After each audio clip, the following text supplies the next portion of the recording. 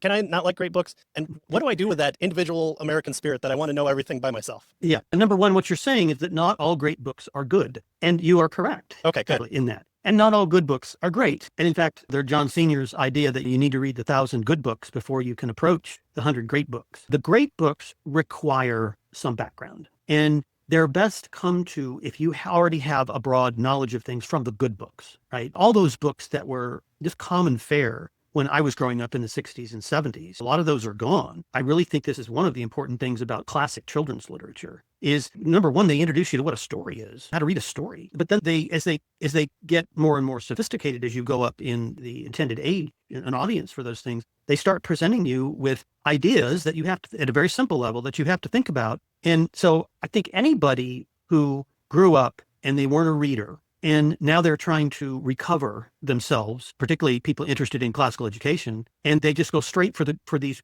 great books. Okay, those were books that were attempted by students who had already learned Latin and Greek, okay, up until fairly recently. So no wonder you don't enjoy it, right? So you really have to prepare yourself for reading the great books. And you do it by being generally literate and by reading a lot of the good books. Some people, they just need to start at Charlotte's Web, okay? And, or some other, yeah. And actually, those books in their own kind of limited way are great. Yeah. But I think we just need to realize this. And if you're going to read the Iliad and the Odyssey, I've got a copy of it out just to see how good it is, but it's also going to take me through the Iliad again, which is the boys' Iliad by Joseph Church. Back 100 years ago, there were a bunch of books out there that were retellings, simpler retellings of these stories, which you learned first before you ever tackled the real thing, right? But there's just some preparation. You can't just have never done something. You don't do this anywhere else in your life where you've never done something and then you just take it on full bore. No, you can hurt yourself. You need to acclimate yourself to this kind of literature.